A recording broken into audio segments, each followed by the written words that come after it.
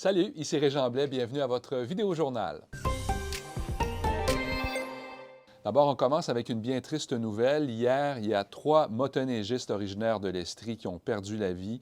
Le drame s'est produit dans les Chic-Chocs en Gaspésie. Il semble que ce soit une avalanche qui a emporté les motoneigistes. Il y a un appel de détresse qui a été logé au service d'urgence autour de 17 heures hier, en fin d'après-midi. Finalement, toutes les équipes de recherche sont arrivées sur place et ont finalement retrouvé les motoneigistes disparus autour de 23 heures hier soir. Une enquête est en cours.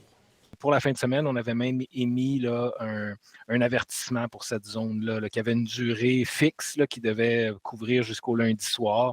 Et ça avait été affiché sur notre site et partagé sur Facebook d'être particulièrement vigilant parce qu'il y avait des conditions là, d'avalanche, de danger d'avalanche accru là, durant la période.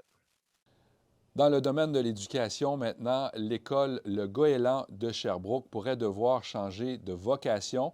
C'est que d'après le ministère de l'Éducation, elle ne répond pas aux normes en vigueur. Pour se conformer, le Goéland a 2 choix, soit continuer à offrir la formation générale des jeunes en apportant plusieurs changements, ou encore se tourner vers la formation des adultes.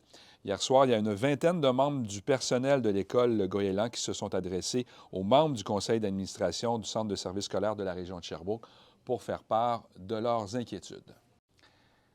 Et en terminant, la Ville de Sherbrooke veut encourager le transport actif. C'est pourquoi, hier, elle a lancé officiellement son programme de subvention pour l'achat de vélos électriques. En gros, il y a un montant fixe de 500 $ qui est offert pour l'achat d'un vélo électrique dont le prix minimal est de 1 000 $. Il y a une bonification de 50 $ qui est offerte si, par exemple, l'achat est fait auprès d'un commerçant local et de 150 $ pour les personnes à faible revenu.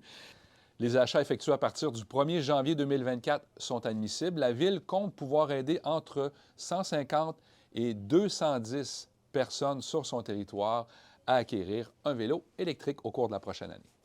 Là-dessus, passez une belle journée. À bientôt!